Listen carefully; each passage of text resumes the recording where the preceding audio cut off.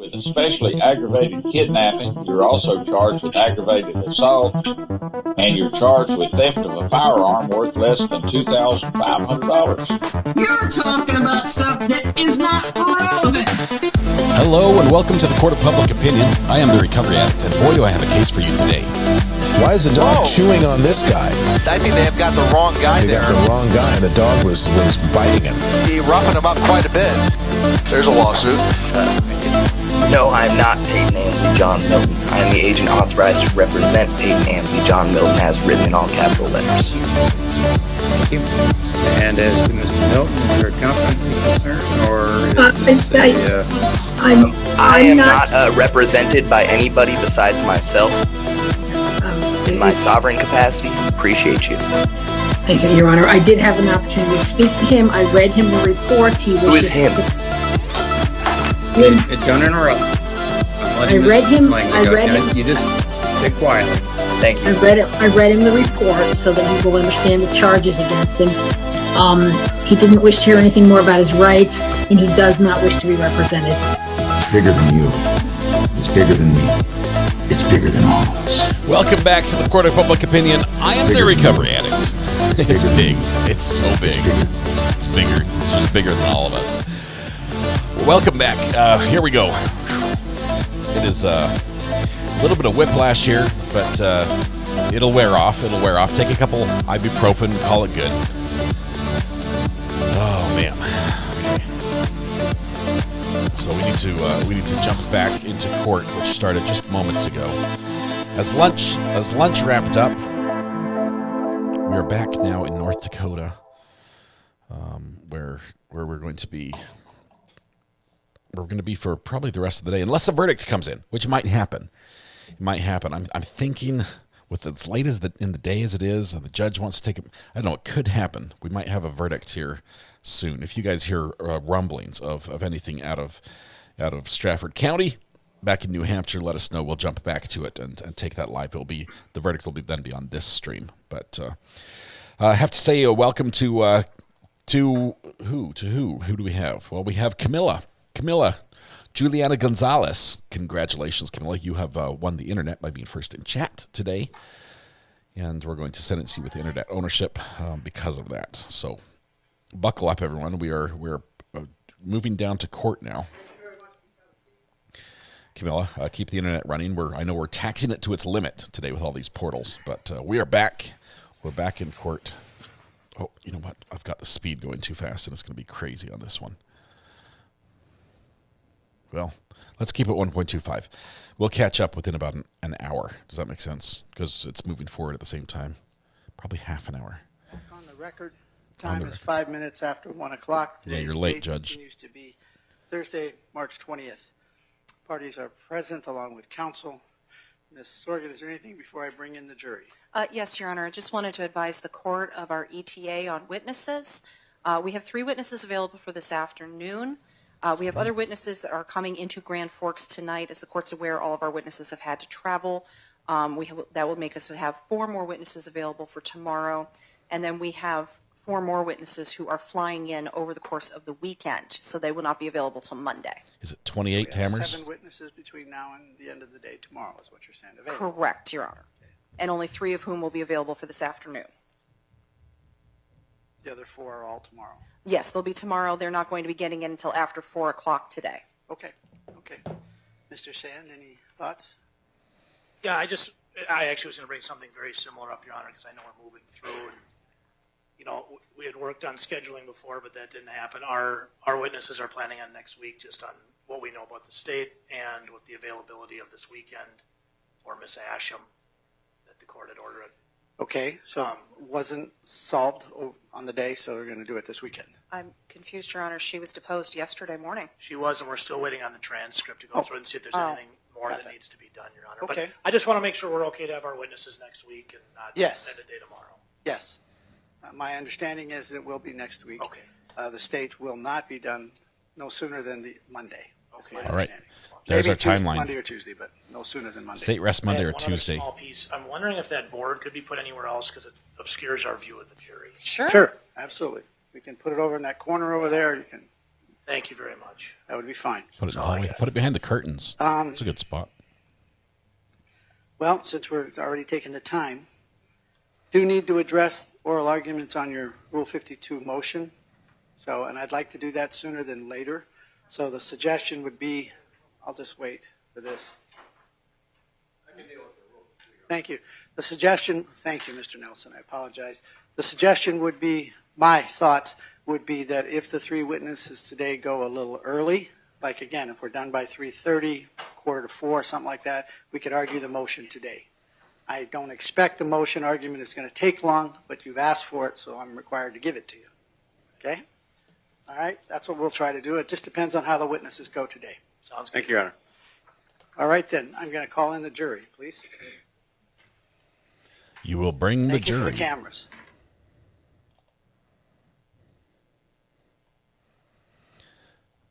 Cameras, a fun little fact. When you're running multiple pan-tilt zoom cameras in a courtroom like this and there's something you're not supposed to see, every camera is set with a safety shot where at a moment's notice you can push the button and every camera will go to a safe place. Generally it's up and above everybody else. So it's got a seal. It might be a light. It might be the wall. It might be the curtains. It might be a pillar, but it would be off of any people. And you have a master control button.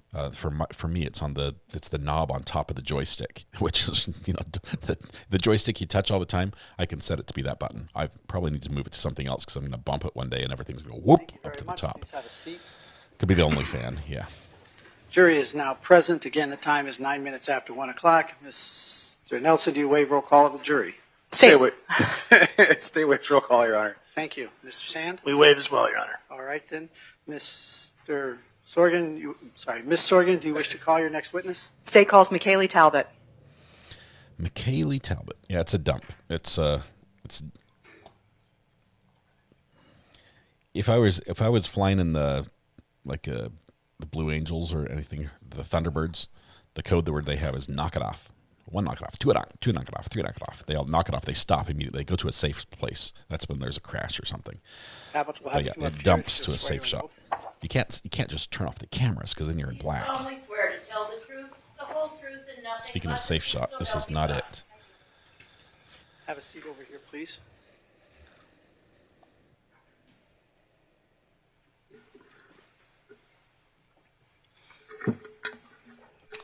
Ms. Talbot, are you an officer still?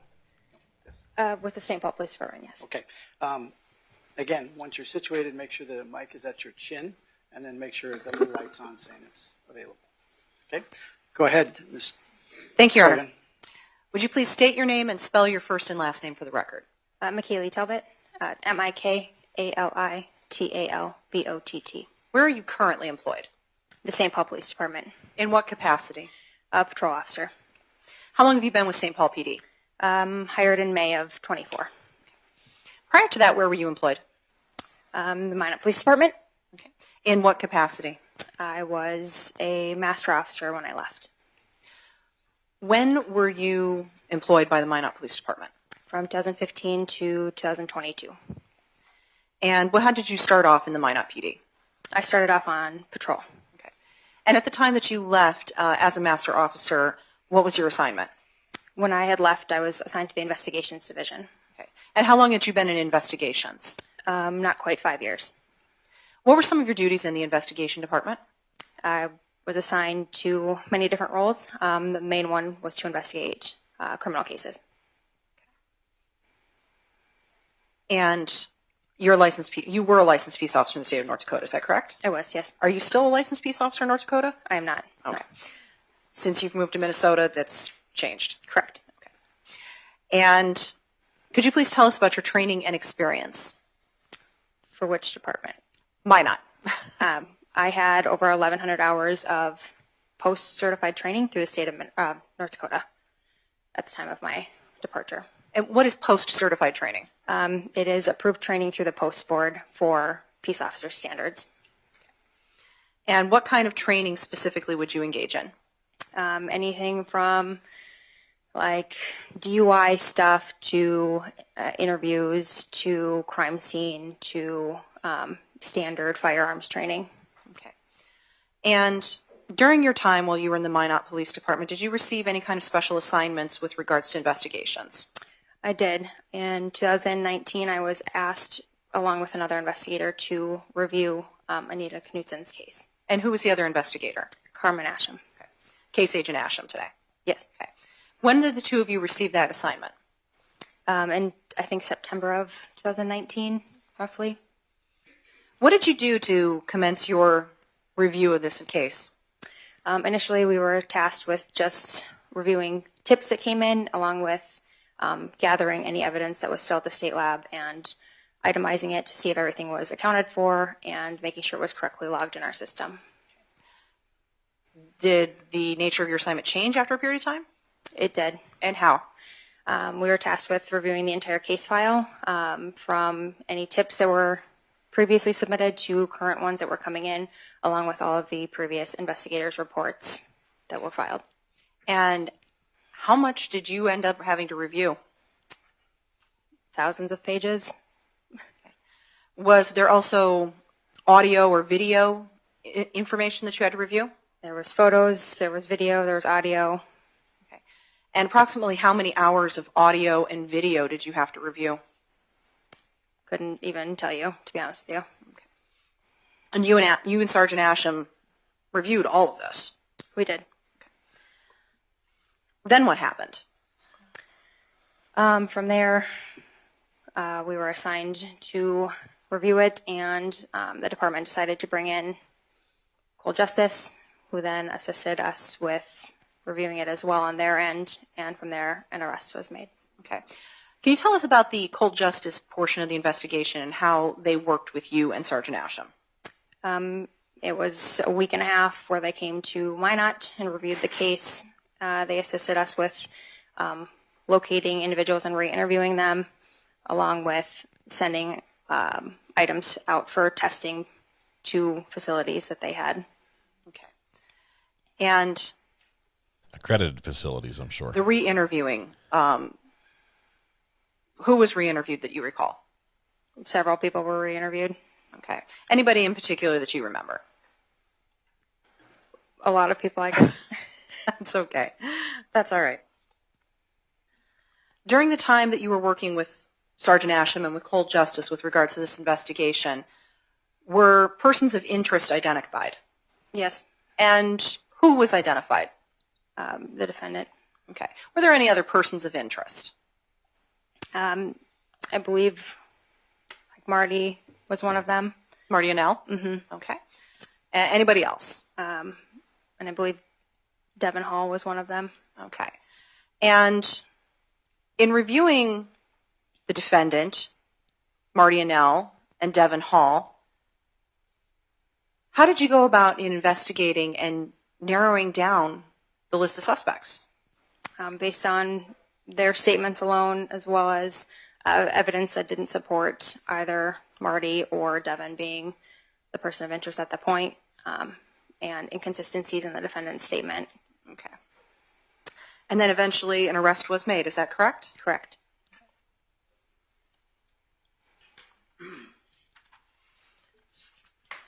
Grizzly's done a great deep dive on this one. If you want to see the background, she is fantastic. We love her and channel. who was arrested? Tony! Tony! Tony just bought everybody a round of memberships. Tony, I have no more questions for amazing. Detective Talbot, Your Honor. Thank you. Mr. Sand? Yes, sir.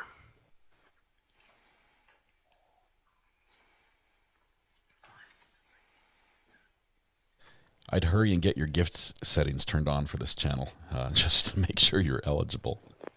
Because Tony's made it rain. I'm all right. How are you? Good. You in St. Paul PD now? I am. Nice.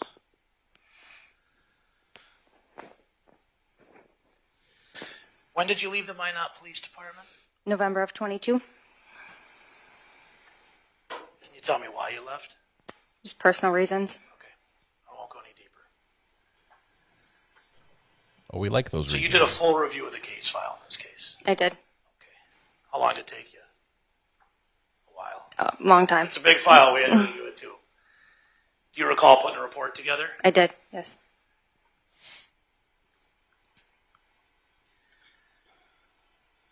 Do you recall on March 9th of 2022, he spoke with a man named Vern Olson? I did, yes. Is it true that Vern was a friend of Marty and Al? He was, yes.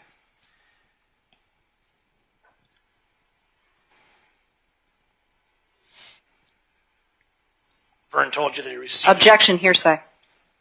Sustained. Wow, that was quick. Vern told you, objection. It's true that you learned Tony, your thank you so conversation much. That was incredibly generous. that Marty committed suicide on New Year's Eve? Yes. And you learned from your conversation with Vern that there was something happened to Marty. As far as? You learned that Marty had portrayed to Vern that something had happened to him. I can show you the report. Sure. That would help. Thanks. Just make sure I can. Melissa Preslicki. If you could just look at congratulations. I'm not sure if I got your name right, but congratulations on 6 months. Love the yellow courthouse. Thank you. Wonderful to have so many more people in green. I think there's an Adam that got one. Was it Adam Nusky?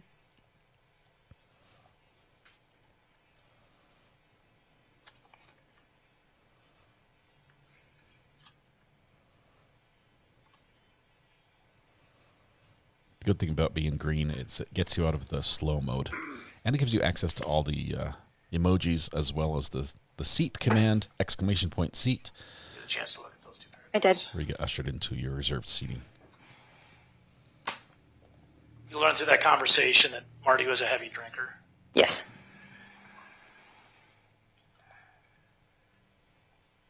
And that after Anita's homicide, Marty was never the same. That's what Vern indicated, yes. And Vern indicated something had happened to Marty.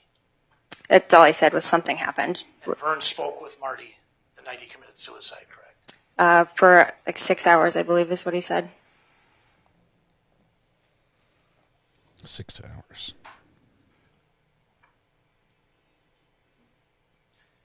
You learned that Marty had several firearms and knives. Yes. Did you learn that he had a decorative folding hunting knife? That's what Vern had stated.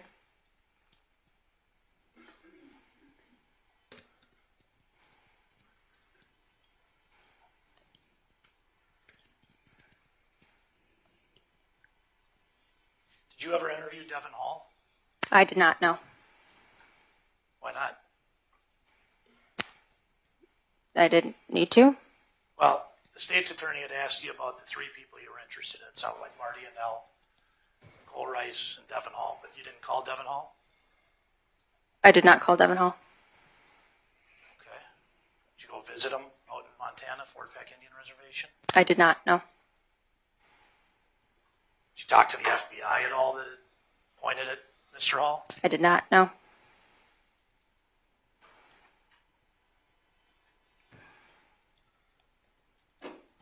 How long did you conduct this investigation after you reviewed the report? In what capacity?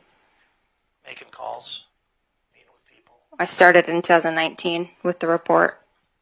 And then you arrested Nichole in 2022. Correct. Without talking to Devin Hall or the FBI? Correct.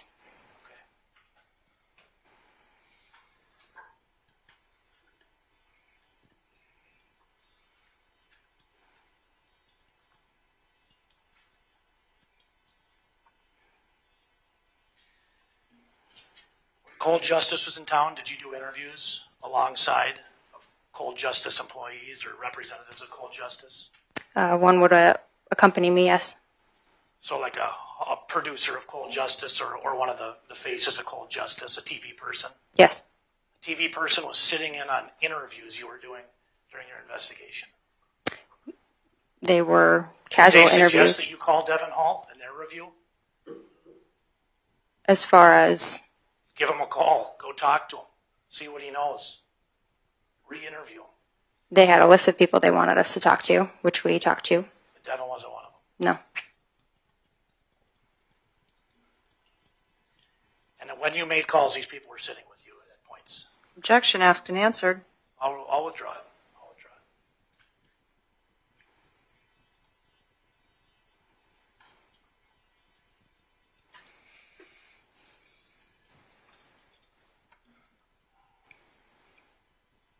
How long were they in town for? How long was Cold Justice in town with you guys? I think 7 to 10 days. I don't exactly remember. Did you have contact with them outside of the time they were in town? We might have spoke on the phone a couple times, but I don't recall how many. So they came into town, they worked, they reviewed the file, they worked with you guys to get justice, and then they were gone. Yes. Except for the documentary they released, right? They did that, right? Correct. Okay, no further questions. Thank you, officer. Ms. Sorgan, do you have any redirect, ma'am? I do. Detective Talbot, the information that you learned from your conversation with Vern Olson, did that cause you to consider Marty and Nell a suspect? We had considered everybody at that point. Okay. Marty was one of them. Okay. But the information from Vern Olson, did that bump him up in the suspect level? Not that something had happened. Okay. And did you learn through the course of your investigation what was it that had happened to Marty? I believe that him and his girlfriend at the time were having issues in their relationship. Okay. And this information that you learned from Vern of Marty owning several firearms and knives, were you ever able to independently verify that? No, I was not. Now, you interviewed other people in Marty's life, right? I did. Such as? I don't recall names. Okay. Do you remember his girlfriend at the time, Laura? Yes. Okay. How about a sister? Probably, if I could refer to my report. Okay. Your report would refresh your recollection? Yes. Sure. Permission to approach, Your Honor. You may.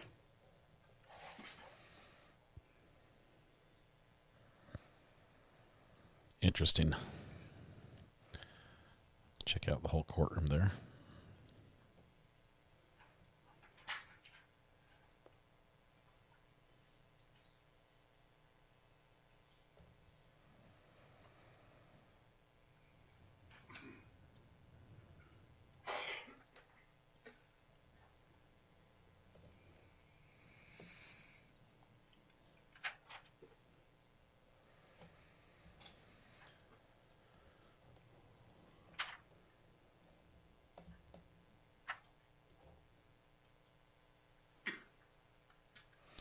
Cheryl, yes, she is out on bail, about $120,000 of bail that she posted right away. She's been out basically right after she was arrested, and she hired lawyers.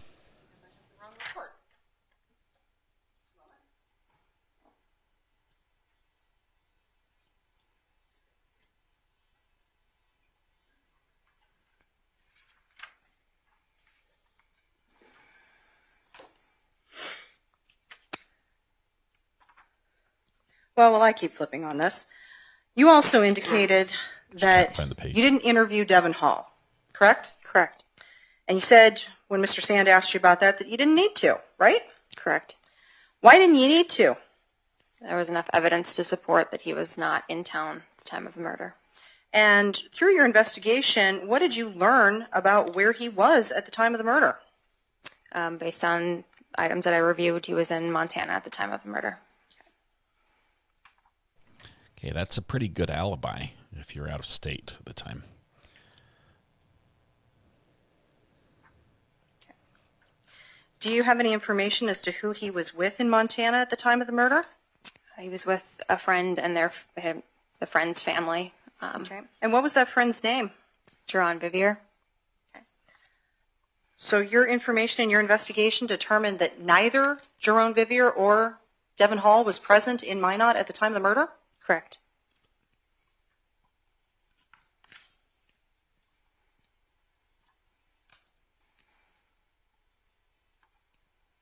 Okay. Now, some of the other interviews that you conducted, you said that you spoke with a lot of people, right? Correct. All right.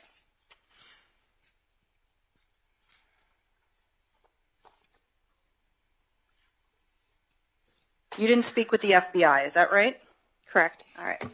And what was your understanding of what time period the FBI had information from? I think it was the beginning of the case. Okay. So was it your understanding, would the FBI have had more updated information? When I talked to them? Correct. They would have just the beginning portion of the case. Okay. So they wouldn't have known anything new? Not to my knowledge, no.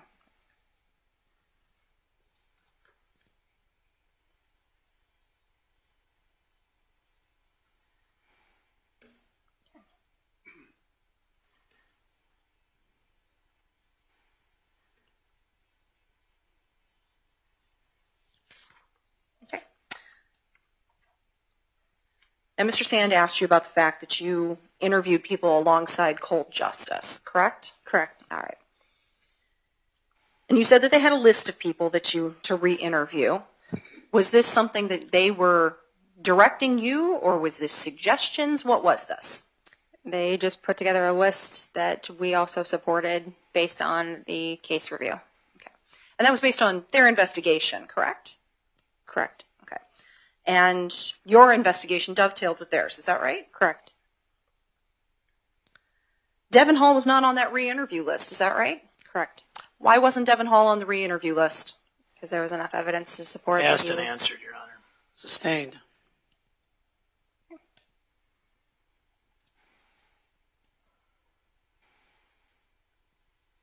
Detective Talbot, was Devin Hall ruled out as a suspect? He was. Was Marty Annell ruled out as a suspect? He was. How about Jerome Vivier? He was also ruled out based on him being with Devin. Nothing further. The lady with the amazing hair behind the prosecutor there is the victim's sister, I Mr. believe. Sand? Just one thing regarding Mr. Olson.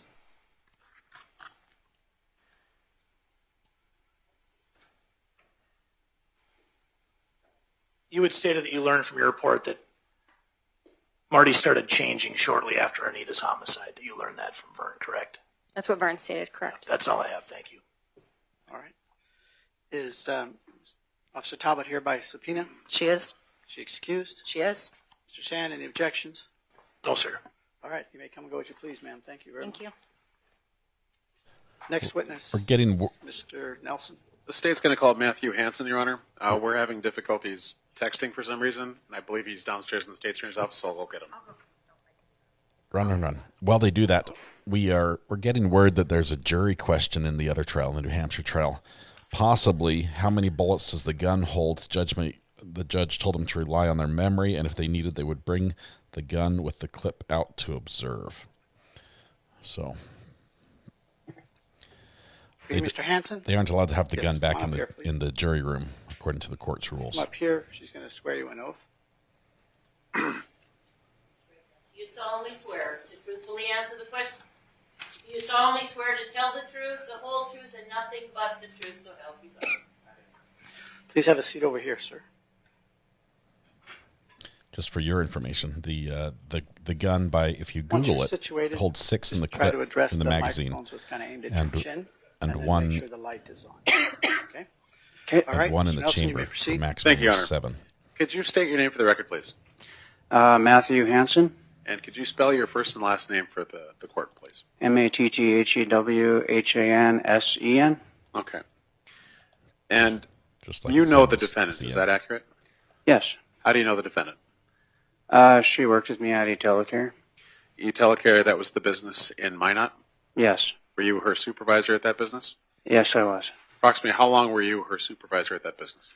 I don't know. I don't remember. Year or two. I don't recall exactly how long it was. Somewhere between a year and 2 years? I think so. I don't know. That's a guess. I don't specifically remember how long, but it was a while. You were her supervisor. Objection, Your Honor, he's testifying. Sustained. Well, let me ask the question this way. Were you her supervisor in June of 2007? Yes. Okay. Do you recall conversations with the defendant prior to June 4th of 2007? Yes. Do you recall conversations about issues between the defendant and her roommate? Yes. What sort of things did the defendant say about her and her roommate? She had just talked about her situation at their apartment. What did she say about the situation? Just that they weren't getting along. She was, some strange things, like she was locked out of the Wi-Fi, and I remember her telling me that she was locked out of a microwave or something, things that just seemed strange at the time, but a little bit ridiculous, you know? How did she seem when she talked about these? She was kind of stuck in a bad spot. She made it seem like she was up at my desk, and I just remember her talking to me that it always ended in, what am I supposed to do? Or what do I do? What do I do? Or what am I supposed to do? Type of things. Every time she would talk about their living situation, she was stuck in this. She was very worried about the lease. What do you mean she was worried about the lease? Well, because I would tell her that just move out, and she'd say she couldn't because she was in a lease. She was just very worried about the lease that they had at the time, that she couldn't get out of this situation. Okay. Now, was Nichole a good worker at eTelecare? Yeah. How Yep. so? I'm sorry? 1 second. Hang on, I'm being paged. Tell me about her as a worker. She was a great sales agent, a top performer consistently. Okay. Was there an award for that? Yeah, we did have awards for that. Yeah. Yeah. Was she going to be a recipient of one of those awards?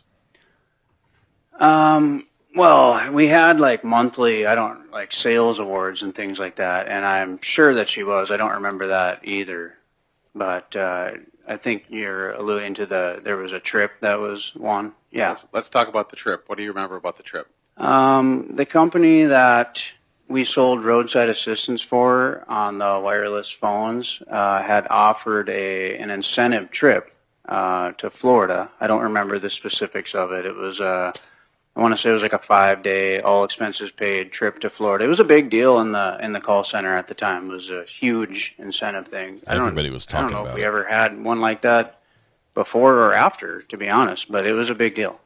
Yeah. Was that something that a lot of people were gunning for then? Yes, everyone was gunning for it, yeah. Okay. Carrot But works better than stick. Nichole was the one who got the trip. Yes, she was. Okay. Did she take the trip? No, she did not. Why not? After these events, she no longer worked there. Okay. Were you working there on but you June 4th, rescinded it? 2007? Yes, I was. Okay. Was Nichole working there that day? Yes. Do you remember how she was acting that day? Was this the day that the police called me and stuff? Is that what you're talking about? Yes. I mean, it's not like the fresh to my memory, but I remember she seemed a bit like hurried that day, you know, a little bit sped up, going about her thing, not as social as usual. She was kind of quick to get to her desk and things. Would that have been different than the way she would act on other days? Possibly, yeah. Do you recall when dispatch called about getting...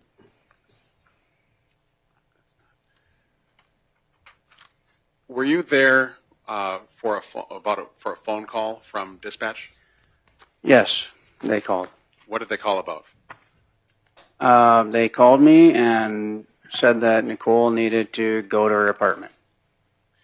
Did they give you any information beyond that? No, they did not. Did you relay that information to Nichole? Yes, I did. And what did she say in response? I went to her and I said, the police called, you have to go to your apartment. And she just kind of, I don't even think she looked at me. From what I remember, she just said, no, my roommate's a crackhead, I'm not dealing with it, and this and that. And I was kind of just like, okay. So I went back to the phone and I relayed that to the police on the phone, and they said, well, she either comes here now or we're going to come there and take her here. Did you relay that information to the defendant? Yes, I did. And what was her response to that? I believe she up and left. Okay. So at that point, she left eTelecare. Yes. Did she ever return to eTelecare after that point? I don't remember, honestly. It seems to me that she did not, but she may have. I don't specifically remember that.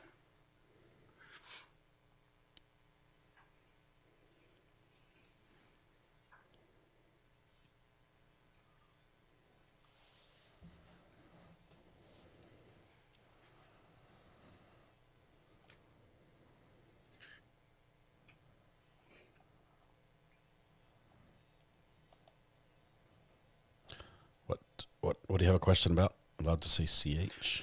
No further questions, Your Honor. Mr. Sand, do you have any cross-examination for Mr. Hansen? Just a few, sir. The channel? Yeah, I'm the only one, and mods can post links. How many years ago was this, sir? Oh, that part. What are we? Is it 17? Well, it's out now.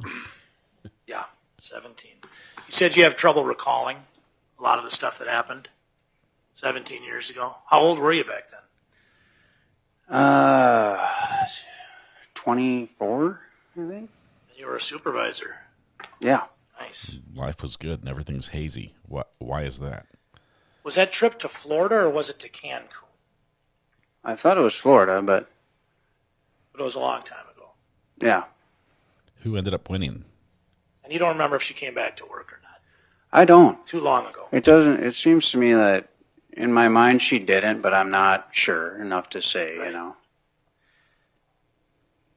Did you guys have any kind of relationship outside of work? No. No. How many people worked under your division?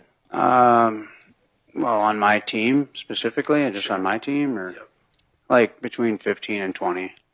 Okay.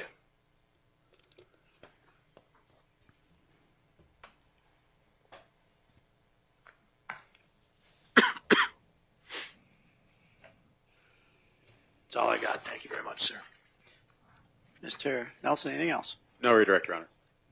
All right. Is Mr. Hansen here by subpoena? He is, Your Honor. He can be released. Thank you. Mr. Nelson, I'm sorry, Mr. Sand, any No, sir. concerns? No. All right. Thank you very much, sir. You may come and go, please.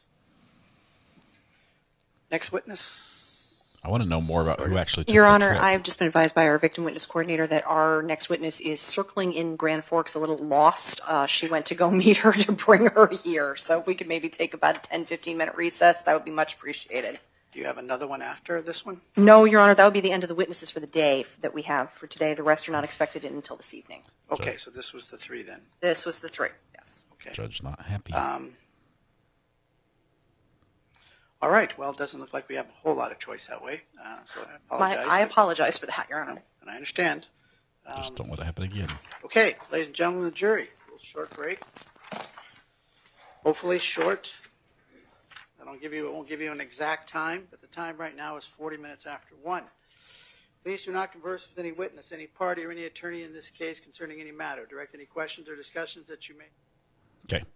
We're going to fast forward because we can. We're not quite caught up yet. Let's see if they came back. They are still lost, still lost, still lost. Oh, look at this. We have to go here. This shows you the camera's crooked. Look at the wall. The wall is a look.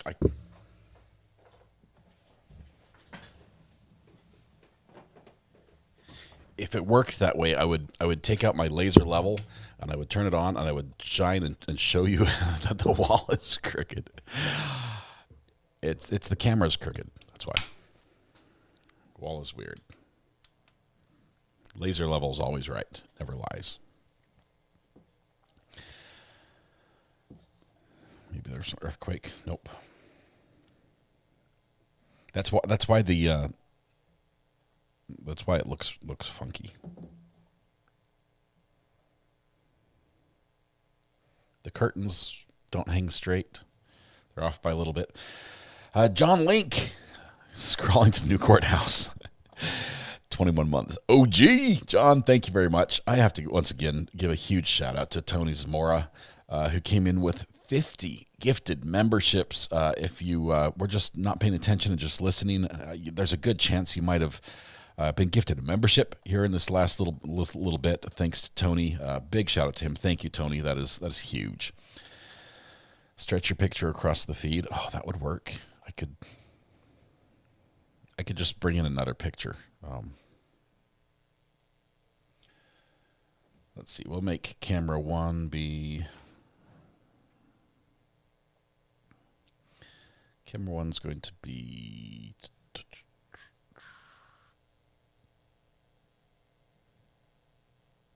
It's going to be camera 4. Let's do that. So we'll turn camera 1 on right here, and then we're going to move it around. You're going to use the edge of this picture to measure the wall. See the bottom? Actually, if I make it a little bit bigger, that would be better. Okay, we're going to use the edge of this picture as a straight edge. Connects right at the bottom. Look at that separation on the top. Somebody get your protractor out. Tell me how many degrees off that is. It's terrible. It's terrible. Please don't call the court. No, it's fine. Mary Tedeschi. Mary, thank you very much for a massive super sticker as well. Mary, thank you. You guys are incredibly generous. That's the magic that makes the channel be able to continue happening. So thank you for your support. Maybe the wall is just crooked, says Abby J. Might be. It was a thick super sticker. Yes, during the pause, please do hit the like button. That helps, and it's free today. So always get your freebies. Heather says 2.47 degrees. That's what she's reading. That sounds about right. I rotated 2.75, and it seemed about right. So that's about it. Mary, thank you. Wouldn't be the same without you here. Thank you very much, Mary. Okay. Don't think it's the wall, it's the camera. It is the camera. Here's how you fix it. Tripods have 3 legs. That's why it's like a keyword. They have 3 legs, and they're each individually adjustable in length. And you can adjust one longer and shorter.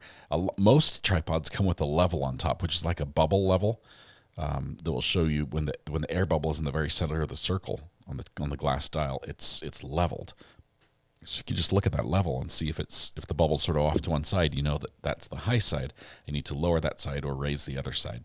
It's a little tricky because a lot of us are used to working with quadrants.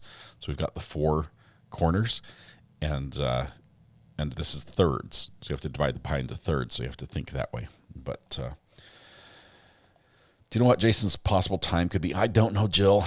I'm not sure. Jason is they're in verdict watch.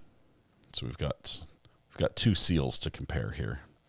Who did it best? Sorry, that's probably going to trigger somebody's epileptic seizure or something.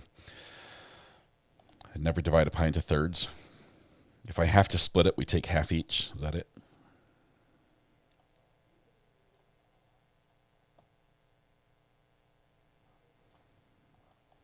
Oh, look at this. Look at this. Pam Jam. Oh, we've got a call. No, I'm missing my plug. Ms. Sorgan, you found your witness? We did, Your Honor. Okay. We'll go Call me back later. Time is 5 minutes after 2 o'clock. We're back on the record. Parties are present along with counsel. Jury is not present. Ms. Sorgan, you found your next witness? We did, Your Honor. She's out on the bench in the hallway. Okay. And anything before we bring in the jury, Ms. Sorgan? No, Your Honor. Mr. Sand? No, sir. All right, bring in the jury, please. All right.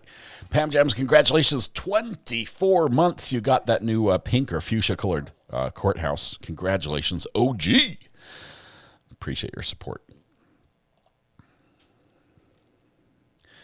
If you're not sure if you're a member or not, your name will appear in gray if you're not a member currently, and green if you are currently. But as they say, gray is the new green. We love you both.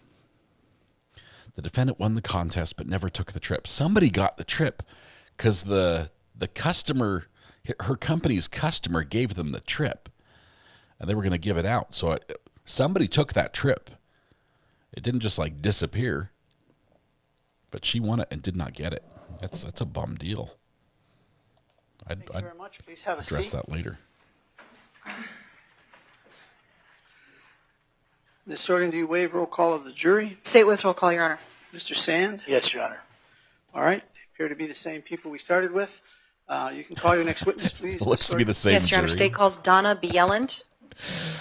Josh, Your Honor, I would thank note you. Ms. Belland has a medical condition that causes light to hurt her eyes, so she's wearing a hat, a visor, and dark glasses. And we're going to turn the lights off in the courtroom. In here? Yeah.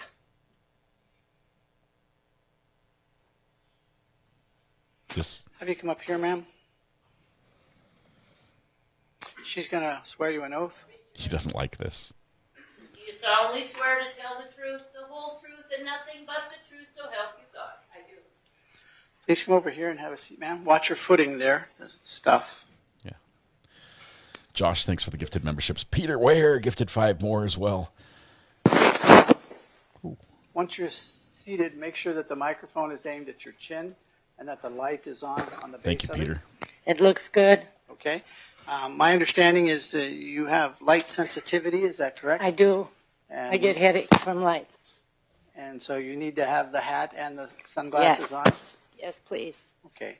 Does this lighting in here would hurt your eyes, ma'am? Yes, all light. It would bother it, yes. Okay. All right. Ms. Sorgan, you may proceed. Thank you, Your Honor. Would you please state your name for the record? Donna Belland. Please spell your last name. Belland. Okay, move that microphone with you, too, since you scooted over to see me. There you go. Okay. Donna, how old are you? 78. Are you currently employed? No. You retired? Yes. How long ago did you retire? Couple months, 2 or 3 months. Okay. Congratulations. Can you name off some places that you've worked during your career? I retired from the city of Palo Alto years ago. Then I worked at eTelecare for 5 years. Okay. Cognizant for another 5 and RSI for the last 15. Sure. During the time that you worked at eTelecare, do you remember what years you worked there? I couldn't tell you offhand. Did you know the defendant, Nichole Thomas Rice? Kimberly Yes, G. she was a colleague Just gifted. She was a colleague of 20 yours where? more. at eTelecare. How long did the two of you work together? 2 or 3 months. And Thank you. where were your workstations in proximity to each other?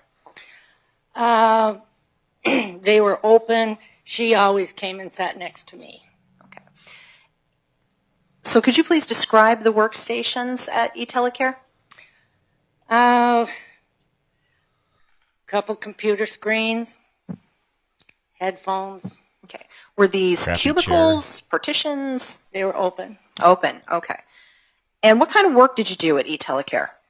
We helped people. It was a call center, so we helped people Redeem travel credits. with their telephones.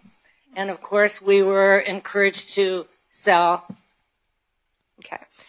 Who started working there first, you or the defendant? I don't know. I think I did. I just remember her coming and sitting next to me. Okay. You remember the very first day you met her? Yeah, I remember the first things that she said to me, yes. Okay. What were the first things that she said to you? What do you think about a roommate that sets their alarm, locks the door and leaves, and you can't get in to turn the alarm off? How did she seem when she said that to you? She was angry. She was angry when she sat down, complaining about it. Okay. Is that the only time that the defendant was angry about her roommate? No, she was angry with her, I would say, on a daily basis. Okay. Something was going on. They fought a lot. Okay. And how do you know that? She told me. She said when they got into fights that Anita would go in and lock her door, her bedroom door. Okay. And so that she wouldn't, have it out with her. She'd go into the bedroom door. Okay, so Anita would walk away from her. Yes, Anita would go into the bedroom and lock the door. Okay.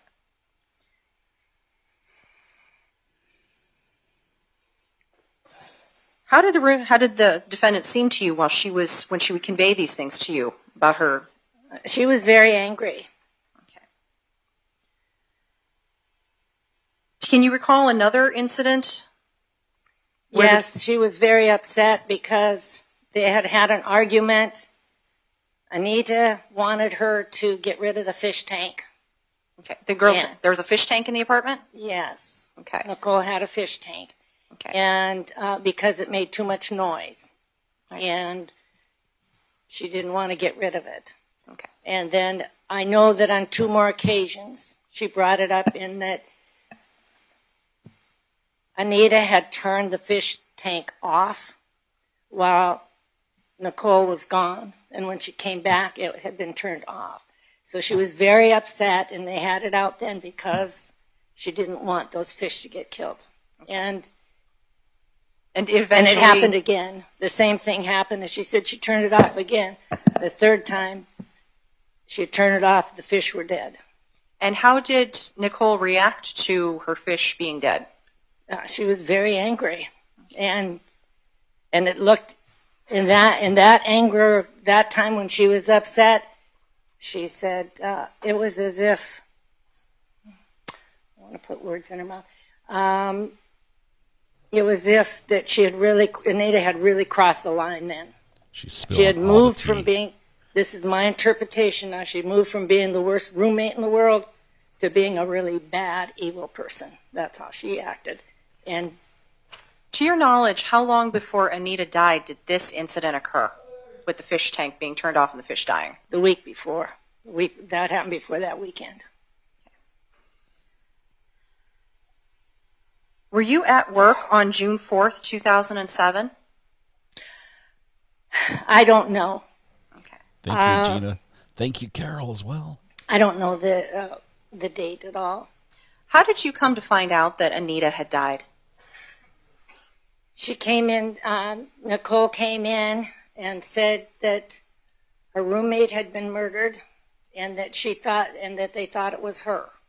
How soon after Anita's death was that? I think it was the next weekend because she had just gotten back. The police took her and her parents to the scene of the crime, and when she came back,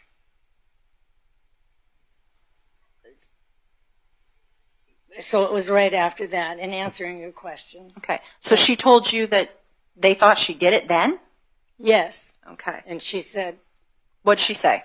She said, if I keep my mouth shut, I'll be okay. Whoa. This lady has all the dirt. Okay. It might only be this lady, but... Did Nichole ever discuss Anita's murder with you again?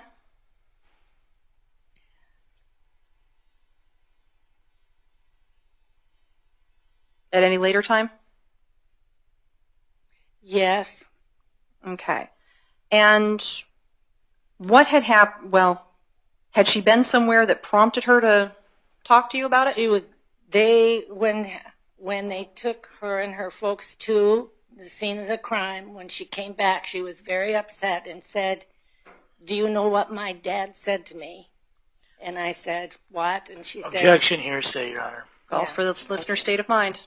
It's double hearsay. Let me make sure I'm clear on this. This is what the defendant said. The defendant told her that her father said to her.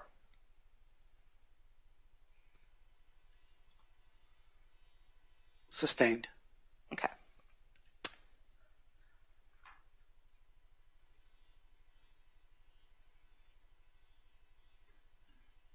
Did you have a conversation with Nichole about where she was the evening after Anita's body had been found?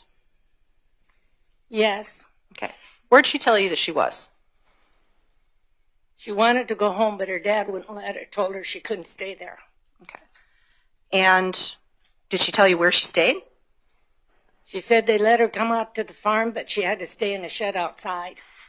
She said it wasn't a trailer, it didn't have a lock on it. Okay. And why was she concerned about that? She said Anita's family could be coming for her.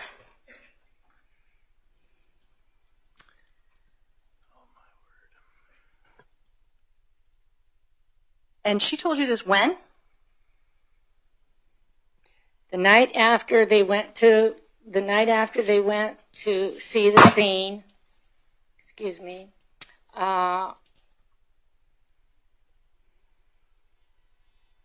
that night she had no place to stay because her dad told her she had to clean up that mess. She was not coming back to the farm.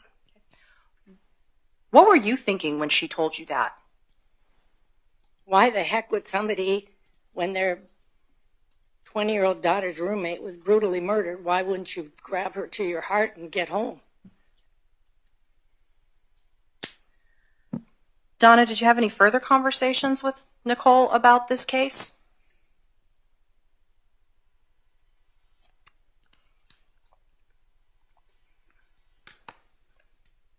Yes, but nothing comes to mind.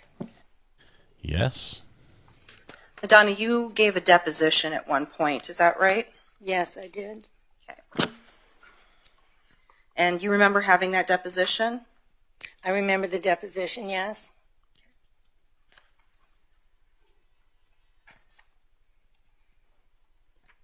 And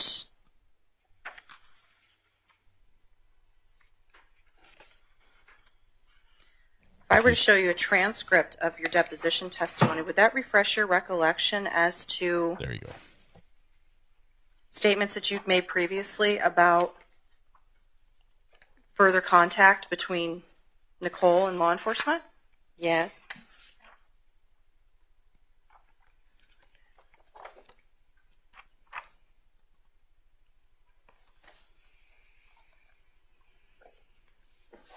Commissioner Prochon? You may.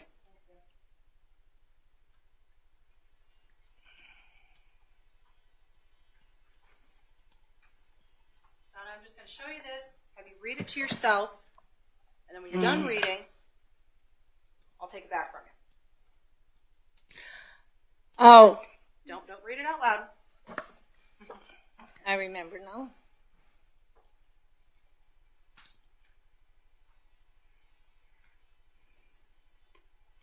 Did that refresh your memory? Yes. Okay. Did you have further conversations with Nichole about contact with the police? Yes. She said they think I did it, but she said I had a key to the place. Why would I have to cut through a screen to get to her? And what were you thinking when she said that? I felt a lot of concern and a little panic because I remembered her saying that when they got into arguments,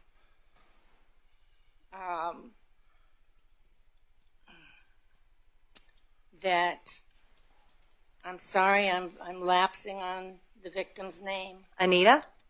That Anita would go into her bedroom and lock the door, and she said I would have no reason to go through that. But I remembered her saying that Anita locked the door, so yeah, she would have to, if she wanted to get to Anita, she'd have to go through the screen to get to her if the door was locked. Mm-hmm. And that scared me when I realized that.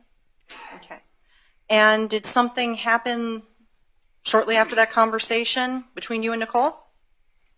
Yeah, that's when there weren't very many people working, so I don't know exactly what time it was, but she screamed, "You don't want to get me angry."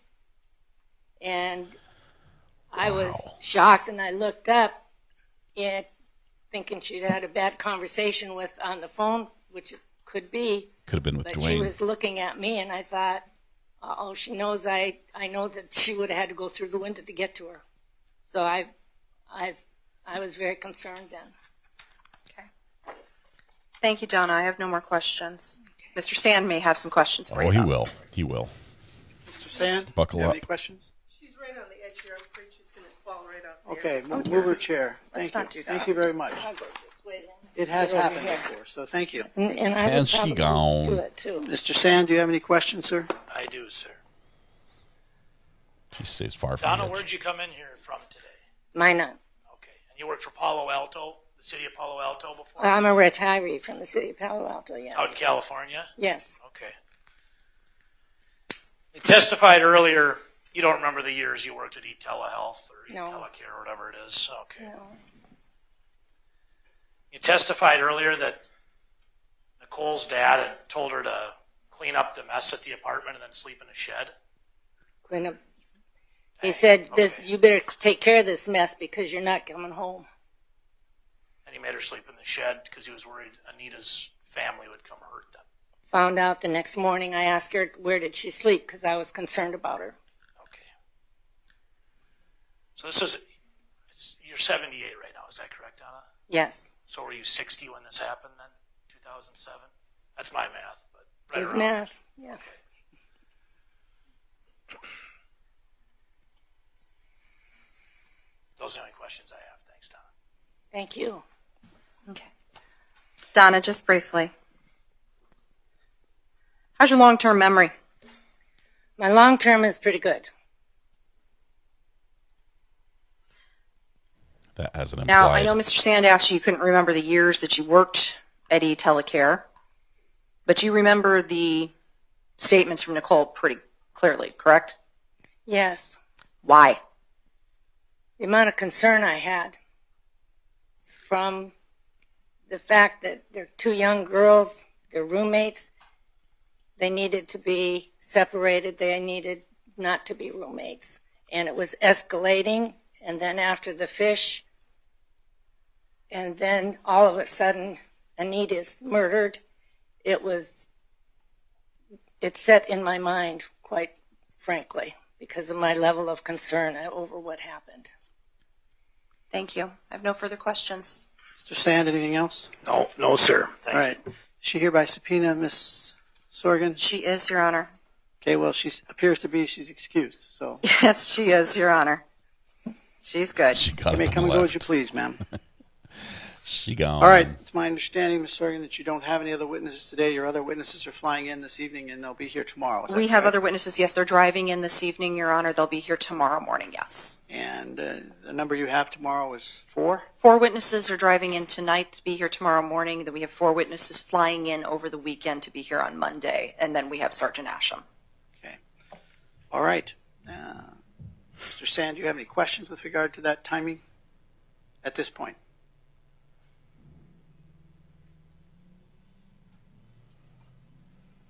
Nothing right now, Your Honor. All right, ladies and gentlemen of the jury, I'm going to have you come back tomorrow morning at 8:30. I realize these things do happen, this length of a trial, this number of witnesses, especially with everybody traveling. So please, a little bit of an anomaly, but when you're in the business a little while, not really. But for you, it probably seems that way. Again, I want to remind you of my admonition. For us, it's just a Thursday. And I know how much you love to hear me say it. Do not converse with any witnesses, any party, or any attorney in this case concerning any matter. Direct any questions or discuss any problems that you may have with the bailiffs. Do not read about, listen to, or view news accounts of this trial. Until you retire to deliberate your verdict, please do not discuss the case. Do not allow anyone to discuss the case with you, and do not use the internet or other electronic technology in any attempt to learn information about this case or communicate with your family, friends, or anyone else about this case, and please do not form nor express any opinion about this case, again, until I give it to you for your deliberations. I hope to repeat the instruction at each recess. If I fail to do so, it still applies to you throughout this trial. Again, we'd like to start tomorrow at 8:30, so please be here by 8:20, 8:25 at the latest. All right? We'll be in recess till then, please. Wow. Now we're looking at the wall. Oh, man, when you do that, it shows that my number 28 is off like by a pixel. So we'll hang out for just a second, just to see if there's any business the state needs to conduct here. I'm not sure if there is, but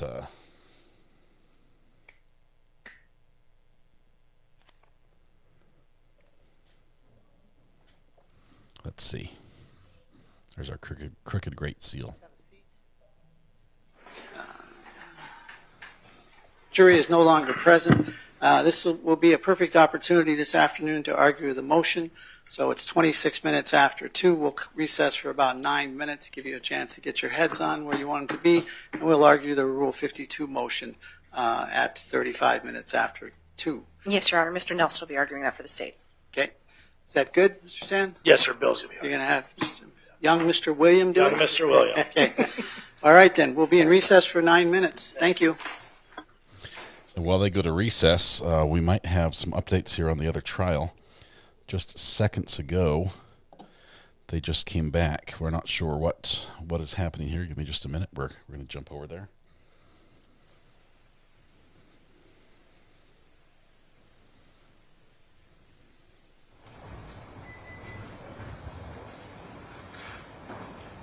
All right.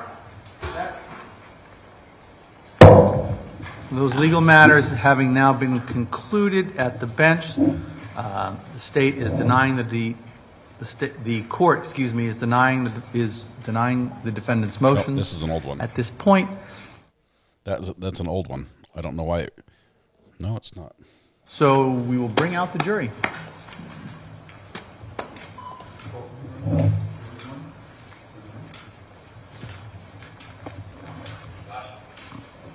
Sounds like something you said earlier today. Hey, Broken Baker, welcome. Thank you for the raid.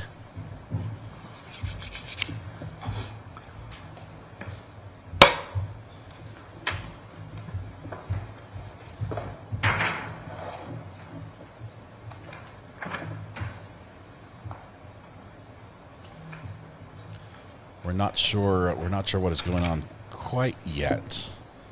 This might be the end of the day for them. Well, it's a little early. It's half an hour early. Could it be that we have a... I don't know. Please rise. Question? Jury entry.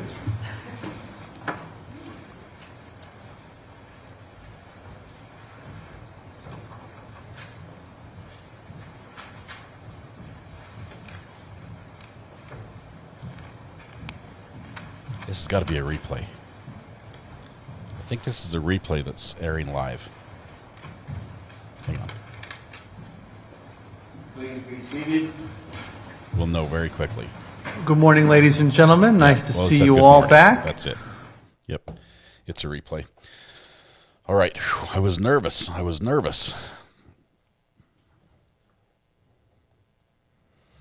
Okay, so we have nothing. My finger was hovering on the button. You know which button that is, right? The button. We zoomed out. We could see that it was 9:43 in the morning, and they're doing closings. So nothing happening right now. Now is a good time, I guess, to show you something that I've had on my desk for a little bit. I love playing games with my family, right? And when I find a good one, I want to share it with you. And this is not a sponsor. Although I'd love it if they did, but it's not a sponsor. We got a Christmas gift from my daughter, and it's a little toy. It's a game. It's a 2-person game that is a little suction cup dart game called Pop Darts, like this, Pop Darts, and we have been loving it so much that we just went out and bought enough so that all of us can play at the same time. And I think my plan is my kids want to do some stuff on YouTube, and this is something that's their level, and I'm probably going to have some other channel somewhere where they play Pop-Tarts on YouTube when I'm not live, and we can do stuff together as a family on YouTube that way, so they can have a little channel and have some fun and, and all that. So I wanted to share that with you and tell you that's what I'm doing. These arrived just the other day. These are so much, let me see. These are so much fun. When I say Pop-Tarts, they give you stickers. We have stickers. Pop-Tarts look like this. They're rubber. This is the target. You take that and you stick it on something like, I don't know, somebody's head. You hear that sound? Can't quite. There we go. I got it to stick. That normally goes in like on the fridge, on the floor, on a table, on the car window, something glass, a whiteboard. It has to be a smooth surface. And then each player has 3 of these darts, and they take them and they throw them. And the object is to get them to stick on the surface. And these are wobbly, rubber, bendy darts. Very safe. The goal is to get them to stick on the surface, or ideally get them to stick on the top of this little target knob, like that. And sometimes you can get them to stick on top of each other. I'm not that good, but these are so much fun. Anyway, I told the kids they can't play with them yet until I showed you what they are. I wanted to show you what we got. So we got 3 different sets with 3 different designs. We got this one, which is called the Rizzle Pro Pack. We got one that is like a blue. You can't see it. It's like a blue-green. You have to go this camera. It's like a blue-green, like a turquoise and purple and white. And then we got this one. I don't even know what it is, but it's the FRDI show, which is like a teddy bear with a hat. Not sure what that logo is, but these ones are like black and yellow and blue and black. So they've got different sets so we can keep them separate and not mix them up. I don't know where I first saw this game being played. It is absolutely crazy. I'm gonna send a link for it if you have grandkids, if you have kids, or if you have somebody that you want to play a fun game with. The only issue is it does require you to walk back and forth and pull the suction cups off and then go back. You throw them from like 10 feet away, and it's ridiculously fun. Let's see. Let me get you a link, and I'll share the link with you. Copy paste.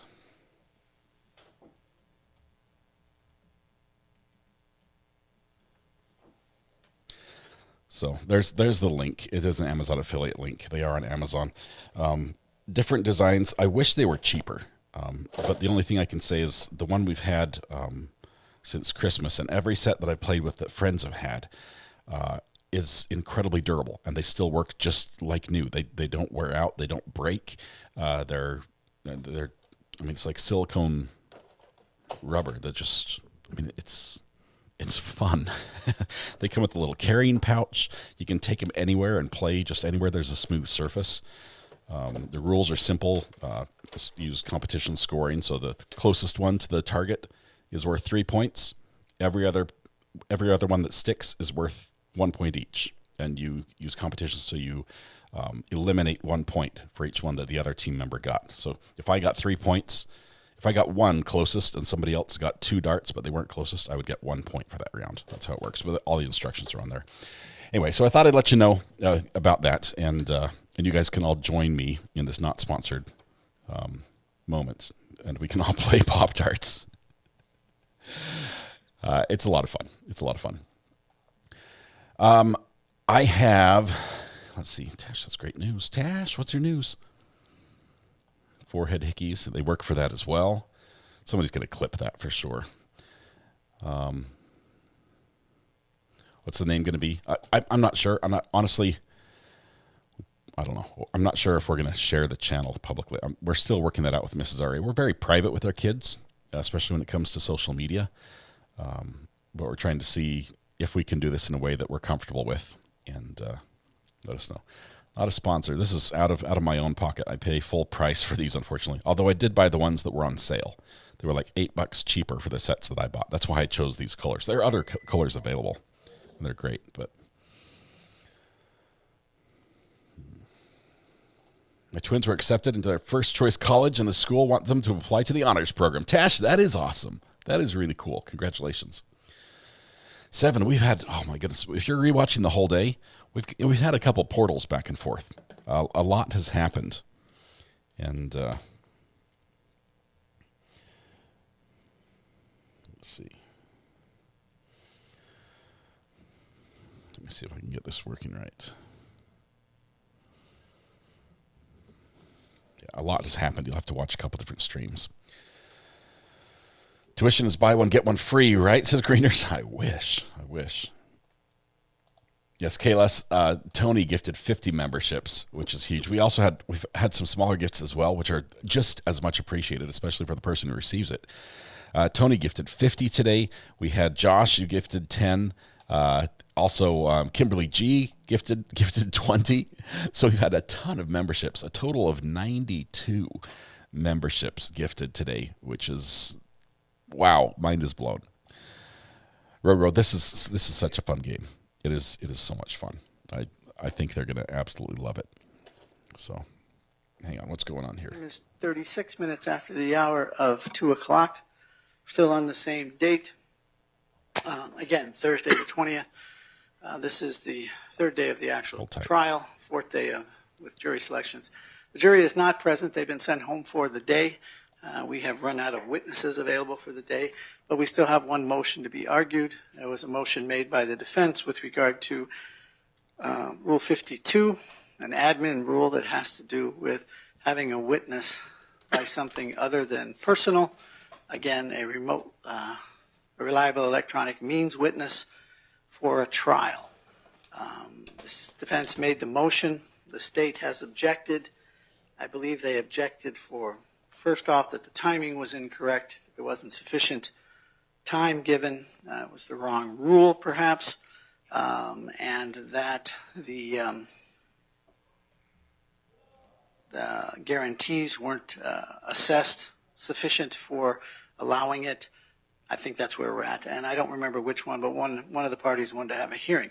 So this is our hearing. Mr. Sand, are you prepared to go forward with the argument on your motion? Yes, Your Honor. And thank you. I apologize, William. And the state, Mr. Nelson, are you prepared to go forward with the argument? We are, Your Honor, but I would like to point out no one actually requested a hearing. It was requested that there was some statement about reserving the right to argue something, but at no point did either party request a hearing on the motion. So we're done? From the state's perspective, yes. Defense, do you want to say anything? I'm easy. I thought for sure somebody had requested it, and that's why I've been putting it off for a while. It was never requested by either Well, writer. Your Honor, if I can look.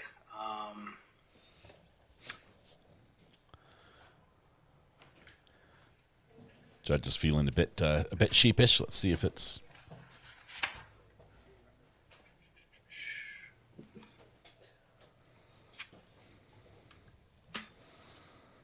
Under 3.2, a party wanting a hearing is required to request a hearing, and that was not requested. So I guess on page 3 of defendant's reply, we did request to go on the record before the court for oral argument.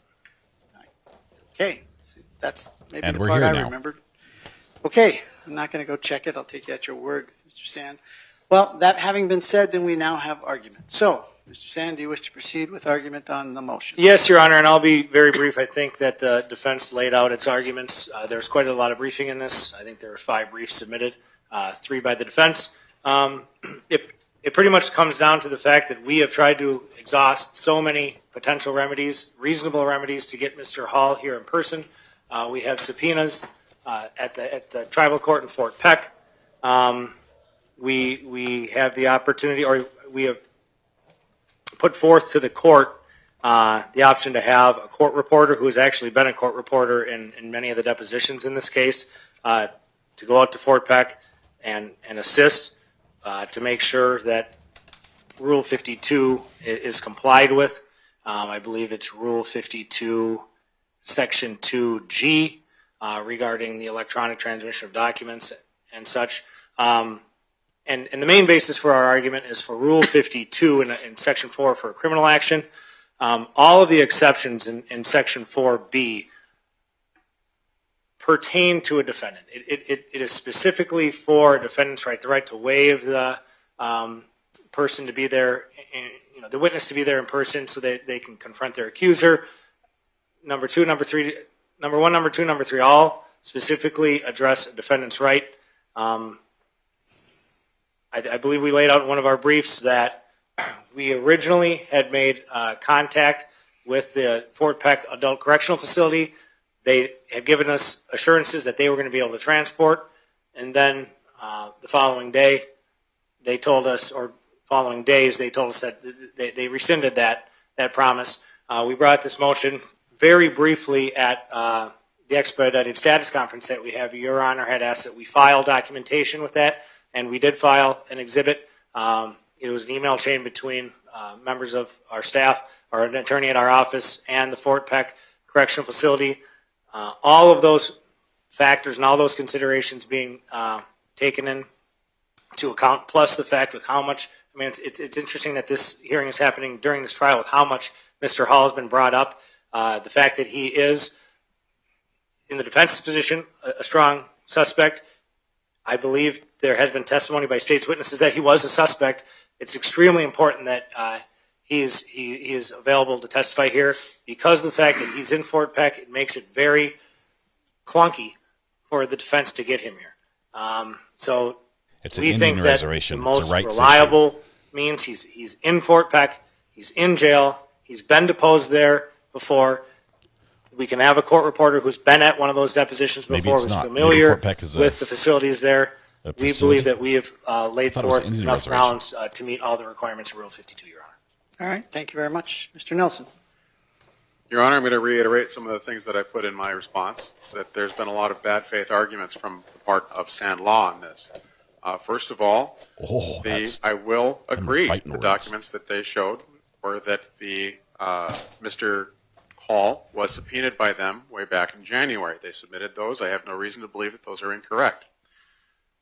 Sand Law waited until March 7th, which is a Friday, a couple weeks ago, to contact that Fort Peck about transporting Mr. Hall. That same day, and I know this because I personally called the same person that was involved in that email chain that they referenced, called the Sand Law and told them that due to some issues with manpower, that they were not going to be available to transport Mr. Hall.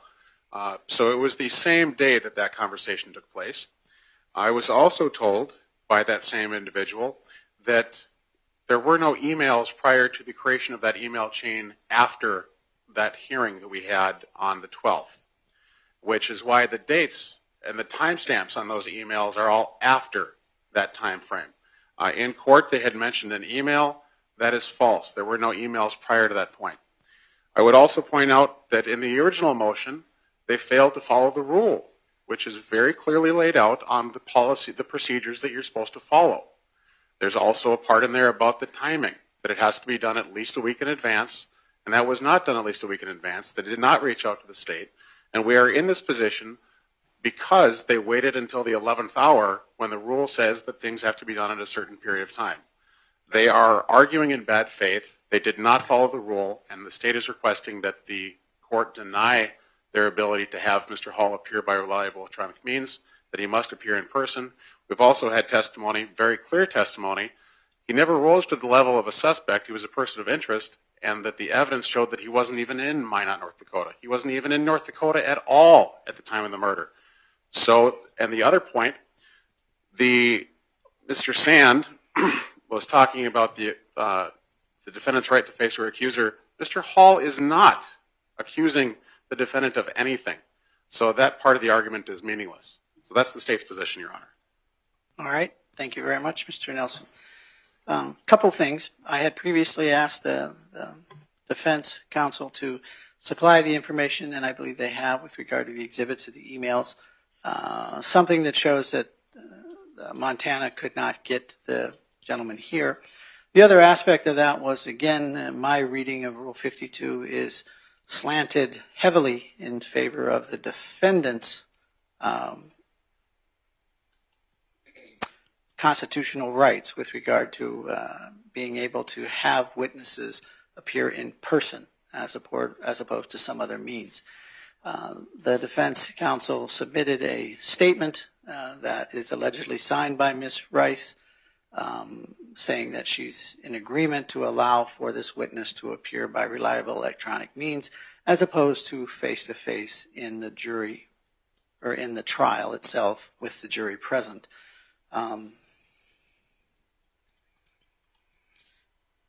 The signature on that statement, however, had no, I guess the term would be attestation with regard to it was a notary or anything that says it's her signature.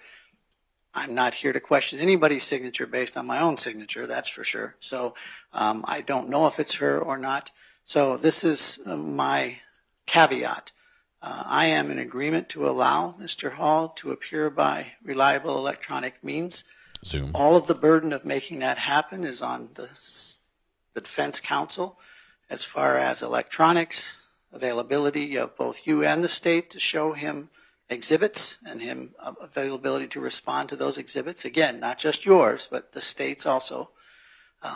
And then the last caveat is I am going to require Ms.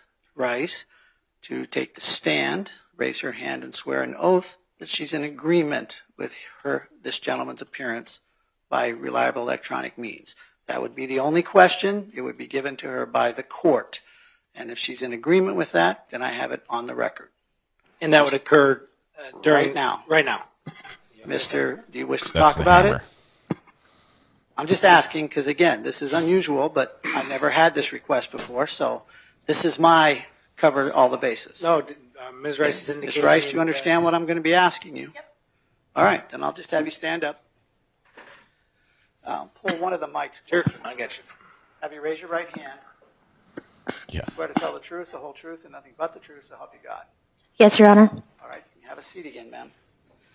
My only question to you is that, are you in agreement, waiving any rights that you may have constitutionally with regard to this witness testifying not in person at your trial, but will be testifying by reliable electronic means? Yeah, I don't have a problem with that. And you are in agreement? I'm in agreement. All right. You're no longer considered under oath. Thank you very much. All right. Based upon that, the court will grant the defense's motion over the objections of the state. Your Honor, the state does have a couple of requests in relation to that then. Hang on. But again, I'm very clear on this as far as the electronics. All of it's your responsibility. All of the availability for reviewing documents, et cetera, is your responsibility. Okay, Mr. Nelson? The state would request that the court require Sand Law provide, or the defendant, I should say, provide for the defendant to be wearing street clothes while he is, or not the defendant, excuse me, Mr. Hall. Let me be very clear on this. Provide for Mr. Hall to be wearing street clothes while he's testifying so that he's not I'm wearing not sure if this will be granted. a prison uniform. The implication being that because he's wearing a prison uniform that he is guilty of something. I would also request that the court direct defense to not specifically identify the facility that he's in, because that also has the same inference to the jury that because he is currently housed in a correctional facility that he is somehow guilty of this crime.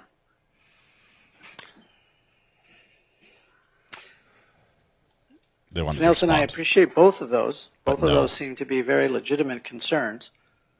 Again, I'm not sure how that plays out in my own head with regard to the reliable electronic means. We've been doing reliable electronic means quite consistently since COVID. All of my requirements for them, for that action, for using that, is that the people I have to know who they are, where they're calling from, and that they've agreed to do it, and that there's nobody else there that's participating in regard to that part of the case. Again, it's just general information usually. In this particular case, my guess is he will have to be identified. His location, I think, is going to be required. It would be, yes, Your Honor. But the fact that that location, it could be limited to city and state, not the correctional institute where he's located in. Okay. And as far as what he wears, as far as clothing, I think that would be fine. I'm pretty sure the Fort Peck Reservation Correctional Center, whatever the title is, may probably have that flexibility that someone can wear civilian clothing. We just don't know if he has it, I presume. Maybe they do, but off the top of my head, that would be a concern as to what he would show up in. If I may respond, Your Honor? You may. As far as doing our best to make sure that he's, it's not stated that he's not located in jail, I think that's something that we can try to get done as far as not being in prison clothes or in jail clothes. I know so many times during state court hearings I've had, the court says that they're not in charge of DOCR, they're not in charge of the jail. I don't know how the heck I could control that. You cannot, Mr. Sand, and I appreciate that, and that kind of is what I was trying to say. To bring them to court, I can control it. But as far as what they wear inside their facility is a whole other deal. Very seldom do the courts try to interfere with how incarceration facilities run their facilities. We defer to their judgment based on their safety, their concerns, the priorities that they have with regard to their inmates, et cetera, and their staff, and so on. So we try very hard not to interfere or dictate. So accordingly, it would be nice if you can. Mr. Nelson, again, I'm not guaranteeing that. The only thing I could relate is that based on cross-examination, you may or may not wish to, again, not trying to second-guess how you do your case, but you can always ask him why he's there and so on, which may be not a good question if you don't know the answer ahead of time. So we all know that that's not the way you do things. But One more thing for the record, Your Honor. We can control, I believe, as much as we possibly can, in our line of questioning, the fact that he's not in jail, or tell the court reporter, say that he's in the town but not in the jail. I can't control if Mr. Hall says that he's locked up or, That's true. I just asked that it not be brought up by the defense, Your Honor. That's what the state is requesting. No problem. Okay, so that seems Handcuffed, reasonable, Mr. standing by the door to his cell. Yes, Your Honor. Thank you on very Zoom. much. Okay, well then that will be the order of the court that he can make his arrangements. Please, again, keep the state involved in your arrangements so that they're available and so forth. They're talking about Mr. Hall, right? This third-party culprit. Yes, Your Honor. Oh, yeah, is this something I need to sign? Oh, okay, that sounds like a good plan, thank you. All right, any last thing, Mr. Sand? No, that's it, Your Honor. Thank you. Mr. Nelson? I can't think of anything, Your Honor. All right. Lonnie, was there an actual order in there for this or not? I think there was. Okay, I'll have to look at that. Maybe I want to change it. But here, Mr. Sand, I'll give you this, one of the Sand gentlemen. This is the information for contact information for the trial. Thank you. All right, then, that will conclude our hearing then. Again, the time is 52 minutes after 2. We will reconvene tomorrow morning at 8:30. Is there anything else, Ms. Sorgan? Mr. Nelson? Nothing from the state, Your Honor. See you then. Mr. Sand and No, Mr. Your Honor. Sand. Anything else? Okay, thank you very much. That will conclude our day. Wow. What an ending to the day as we find out that one of the third-party culprits that, the alternate culprit suspects that the defense is putting out there saying, but it could have been this person. They actually win a motion to get him, brought in through Zoom to court. And the judge says, yeah, we're going to do that. We're gonna bring him in, and we can't control everything, and the state's not going to like it.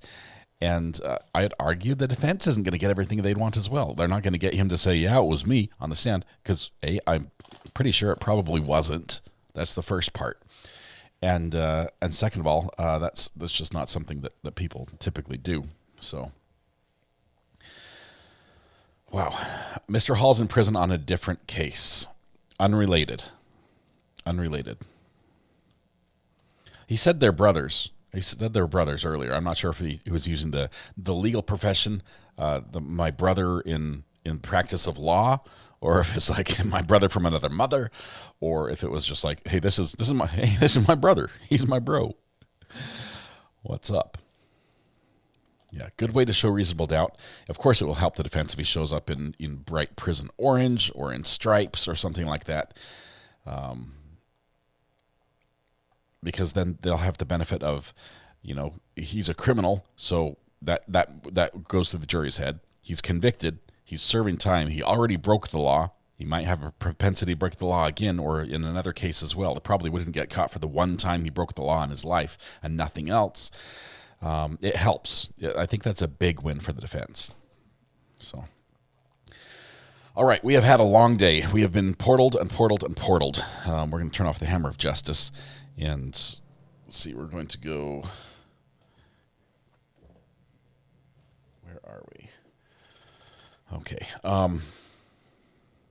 They're actual familia brothers from the same paterfamilia. Is that it? Actual brothers. Can we send him a prison escape hoodie to wear? It would probably look a lot like the one he currently has. Can you do a poll for what we think the verdict will be in the snowplow trial? We did, Amber.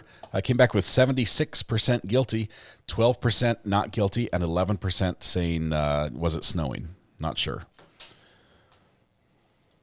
But it looks like in the snowplow trial, it looks like they're done for the day, and I'm hoping we can get some clarification, because it's about 4 o'clock. When we were holding tight, there might be something. Was it snowing? Yes. Can we do a poll on how many people will be chewing gum? Is there like a gum sponsorship up there at the courthouse? I've never seen that many before, ever, in court. Usually they say, don't chew gum in courts. It could get on our drapes. But snowplow is not done there in jury deliberation.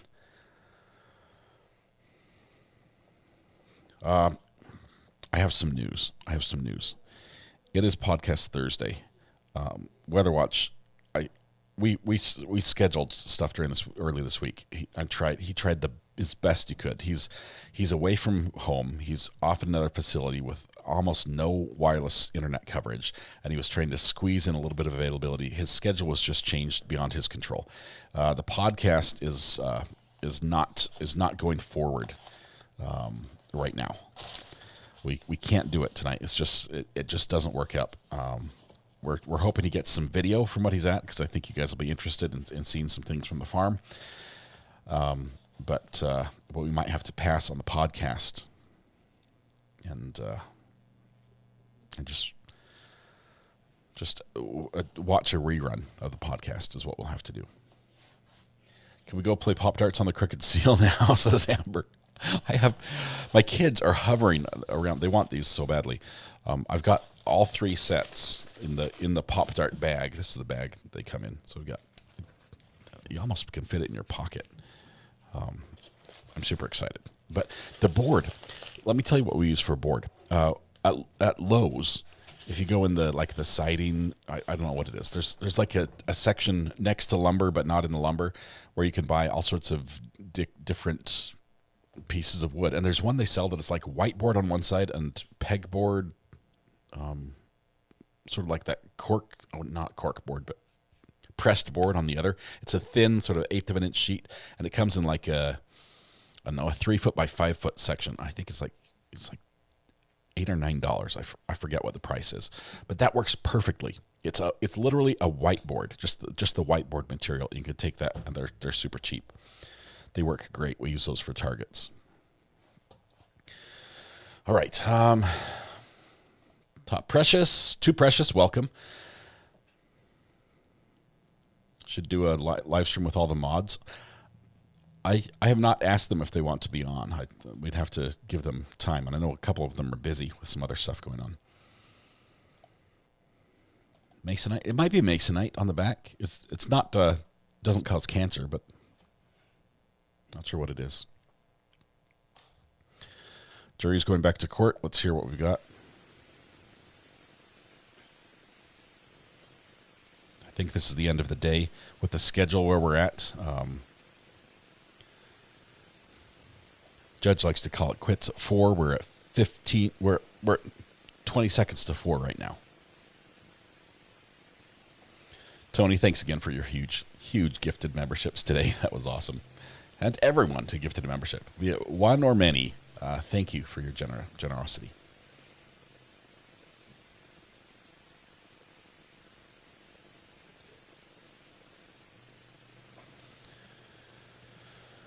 We're waiting for the jury.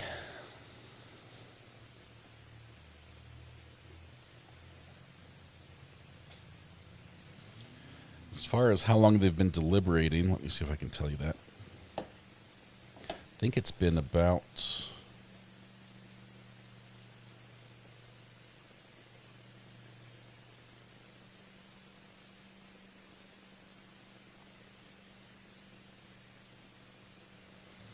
two hours, roughly 2 hours, 2.5 maybe.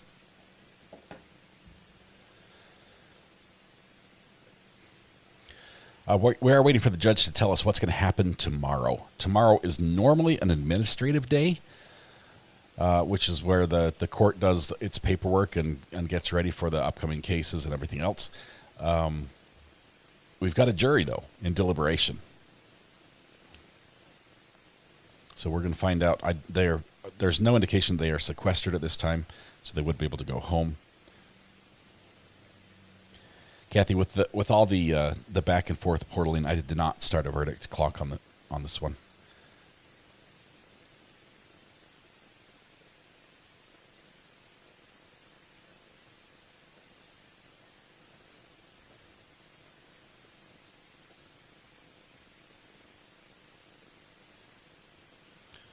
Just waiting for the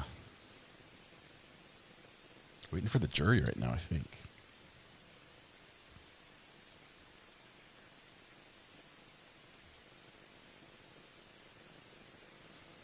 Jason looks worried. He should be.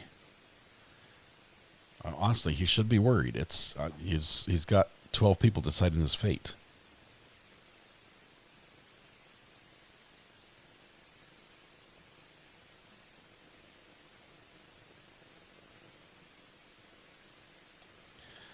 I'll see if we can talk Mrs. RA into joining us. Maybe we can do a Pop Darts podcast where we can play the game together and just have a blast.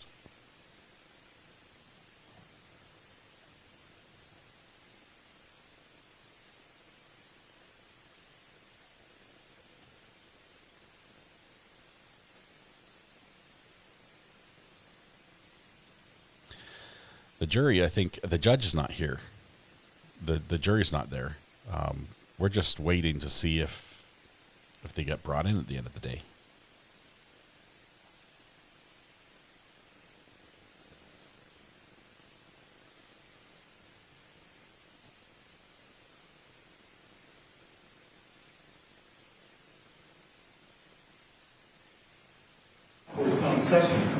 Here we go. All right. Should we bring the jury back? I know this is unusual. I just wanted to remind them of the instructions before we send them home, so that's why I'm doing this. All right, let's bring the jury out, please.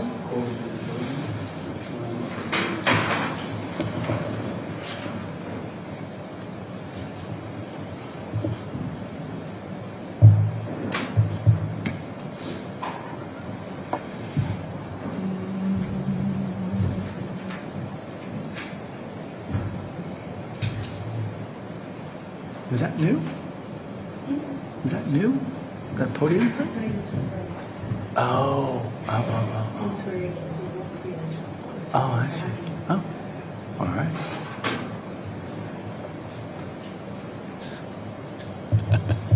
Peter, thanks for restraining yourself.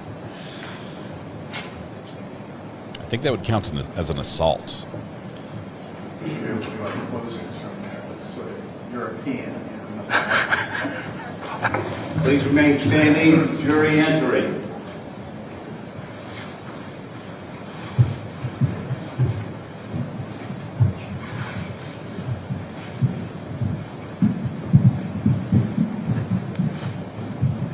Sounds like the jury's all wearing clogs.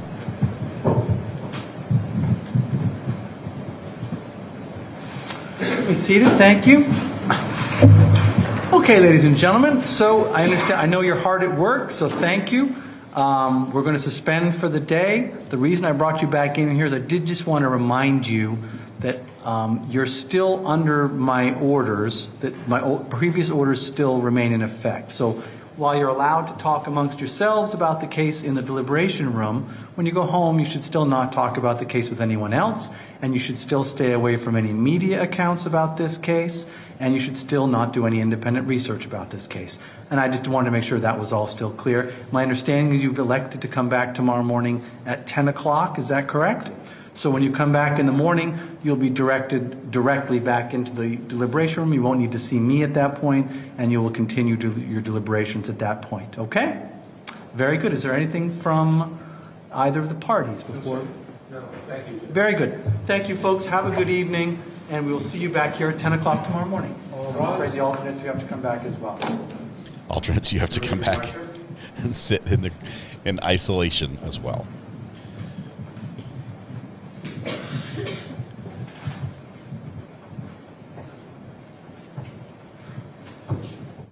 Okay, so while they file out, I had something really important to say, and it's gone. It's gone, but it was something big. It's bigger than you. It's bigger than me. It's bigger than all of us. It'll come back to me. We'll talk about it tomorrow. All right, I'll let you know what happens tonight. We'll sort of play it by ear. Keep your notifications on if we do happen to do something tonight. We'd love for you to jump in, but I have to see where we stand with Mrs. RA and everything else. So, all right, to everyone who has basketball teams who are playing in the what is it, the final 64. I don't even know, in the tourney. Let's do the tourney. Congratulations, and congratulations on making it, and I hope your team wins. So go team, yay sports. There we go. And I think in the big dance, that's it, the big dance, March Madness. I knew it had words. I knew it had words that went to it. I have not made a bracket in years. And the only thing I can do to make brackets is the mascots, and I don't even know what they look like. So Josh says, it's called March Madness, and I have lots of money on it. Well, Josh, I'm hoping you put the money on the right team. May your bracket go unbroken. Okay? Boop! I'm going to be like Lafferty and give you that little, bestow that gift. Tonight when you go home, please hug the people you love. Smile at someone, make their day just a little bit better. Please stay safe to go alive again. Tomorrow morning, we have 2 trials again. Verdict watch continues in the Jason Levesque. I can never say his name right. Levesque trial. And also, we're going to be continuing with testimony from more witnesses in the trial of North Dakota with Nichole Rice. So, 2 bad neighbors. Well, 1 bad neighbor, 1 bad roommate is basically what we've got. So, you don't want to miss it. It's also Friday tomorrow. Let's see, I have Duke winning it all, so I choose a team. So Duke has to win it for Josh to make the money. Good luck, Josh. I hope they do, for that matter. Where's Duke? Is Duke from North Carolina? I don't even know if they're from my state. All right, you guys have a wonderful, wonderful evening. It's been wonderful to be with you all. Thanks for putting up with all the portals today. It's been a little crazy. We'll see you tomorrow. Have a good one. Bye-bye.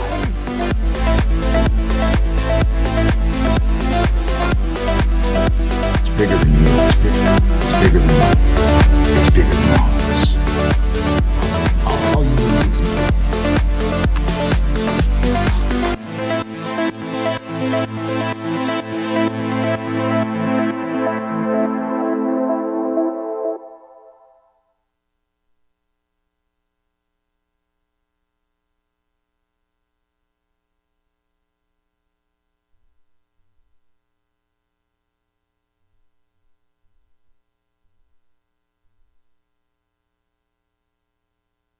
I think they have got the wrong guy there. They got the wrong guy, and the dog was biting him. He roughing him up quite a bit. I don't think that's him, Mark. I don't think that's him.